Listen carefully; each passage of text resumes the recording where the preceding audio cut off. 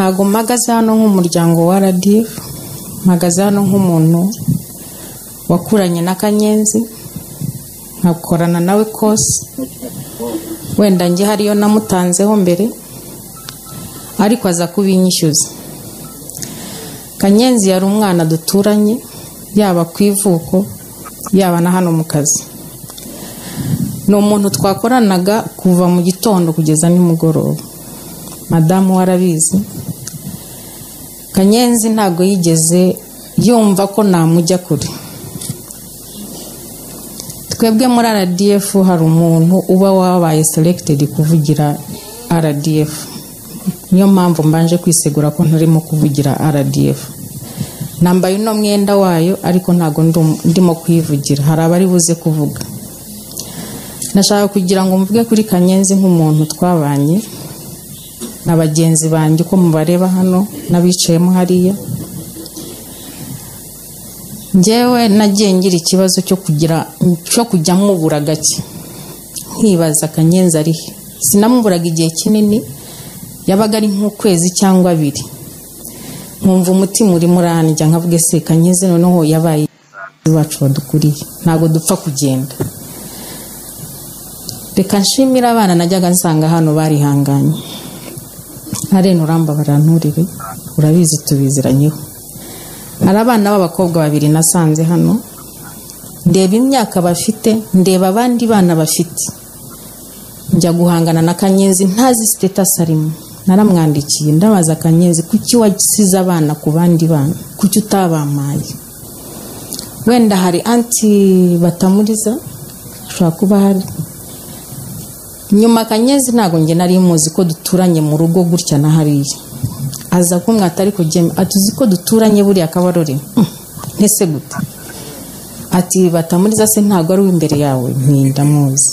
Ati ambwira abana be Ronald ndavuga nabo bose ndabazi. Niho hantu haje noneho kuba boni yo kubana na Kanyenzi gutya. Abantu bakajya bagira ngo ndi mushikiwe nuko we yiraburaga. Ariko mufata nka musaza wanjye. Umusaza wanjye ariko wa undi rusa nkaho ari special. Ngira n'amahirwe turakorana mu office imwe, muri department imwe turakorana. Mu byukuri wahereye ejo bundi umbwira ngo nimvuge nejo bundi kwa 5 apfa babimbwiye nari ngonza kuko nabuze clibre. Nari mfite akazi mu ntara ariko ndavuga reka mbanze nce hano. Nahageze mu masaa 3 saa 4. Hari madamu militari muzungu turapanga hano, ndanga anti ndagiye ariko ndahari. Nagiye kwa 5 ngaruka ku cyumweru ariko Spia yarahambiraga, nawe naramubwiraga Spia mujye hari amujye kuba kwa Kanyenzi ntabahari. Ariko ndi nitashi na Areni mubaza muzaza ryari muzaza ngira ngo meeting umunsi bazaziraho. Twebwe akazi kacu ntago twitegeka. Areni yari yatubwiye uburyo Kanyenzi yamusize kukirira akagenda mu kazi. Iyo baguhamagaye uragenda, ntago uburana kuko nibyo twarahiriye. Mu byukuri Kanyenzi yari umwana mwiza. Areni ubuze umuntu ariko uradufite nka RDF. Ufite no muryango mugari waje kugutabara, wihangane. Abana bawe ntago bazabaho nabi, nawe ntuzabaho nabi. Aho yaragejeje tuzahakomereza. N'abandi bayobozi bari buze kuvuga mu izina rya RDF. Ntago navuga byinshi, mvuze byinshi nakwiriza umunsi wose. Murakoze cyane.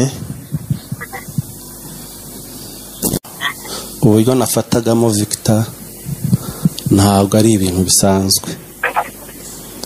Victor namufataga nka mukuru wanjye kubera ko hari ibintu byinshi twajyaga tuvugana turimo guhuza kugira ngo tuzabikorane, ariko agiye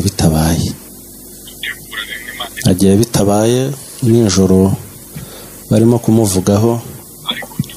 Nafashe telefone ndeba chat twari turi dufitanye, numva mbuze imbaraga, ariko niko Imana yabishatse ntacyo twarenzaho. Ndasaba Rene kugira ngo akomere. Abantu mwe turapfushije ariko ntacyo twarenzaho n'ubundi. Areni wihangane ukomere, umuryango kuri inyuma, inshuti n'abavandimwe. Ndashimira cyane abantu badutabaye, cyane cyane RDF. Imana ibahe umugisha, ibakomeze kandi namwe mwihangane. Ndashimira abaturanyi ba Victor kuva ku wa gatanu bari hano, bakoze bigomba gukorwa, baba hafi y'uyu muryango. Imana ibahereza umugisha. Ndashimira famiye ya Areni ariyo twese turi hano. Imana ibahereza umugisha. Mama we yihangane, Senga yihangane, kubera ko ibi bintu nta wabihitamo. Nkuko pastor tubwira kakatubaza ngo uri kuri nomero ya kangahe, ntagizwe. Ndashimira abaturanyi banjye, ntuye Kayonza, abashumba badushumbye Kayonza. Nasabaga ahantu aba bantu b'Ikayonza bari baturutse iyo mihanda yose bahagurukeho abantu babarebe ko bakoze ikintu gikomeye.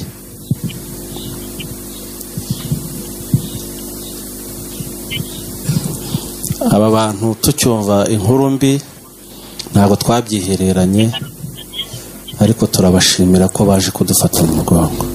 Rero Victor nta kindi kintu twavuga. Imana imuyiruhuko ridashira, ariko reka mbwira Areni yuko mu bintu numvaga nzakora, kuko Victor no muri chat twagiranaga yari afite umugambi wo kuza kundeba.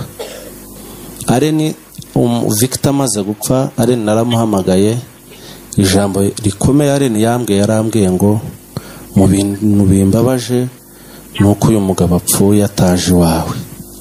Yahoraga bivuga. Rero iyazi wanjye najya kumwakira neza, ariko numvaga nzamuhereza inka. Rero ntabwo akibonye, ariko afite abana be. Iyo nka nzayiha abana be. Imana ibahe umugisha kandi mukomeze mwihangane.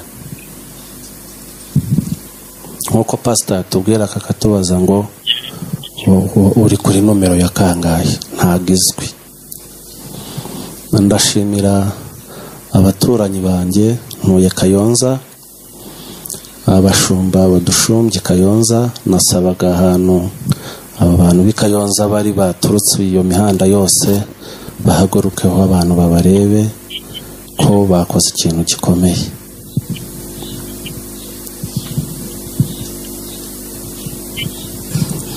Aba bantu tucyumva inkuru mbi ntabwo twabyihereranye, ariko turabashimira ko baje kudufata mu mugongo. Rero Victor nta kindi kintu twavuga. Imana imuyiruhuko ridashira, ariko reka mbwira Areni yuko mu bintu numvaga nzakora, kuko Victor no muri chat twagiranaga yari afite umugambi wo kuza kundeba. Areni Victor amaze gupfa, Areni naramuhamagaye, ijambo rikomeye Areni yarambwiye ngo mu bintu bimbabaje nuko uyu mugabo apfuye ataje iwawe. Yahoraga bivuga. Rero iyazi wanjye najya kumwakira neza, ariko numvaga nzamuhereza inka. Rero ntabwo akibonye, ariko afite abana be. Iyo nka nzayiha abana be. Imana ibahe umugisha kandi mukomeze mwihangane.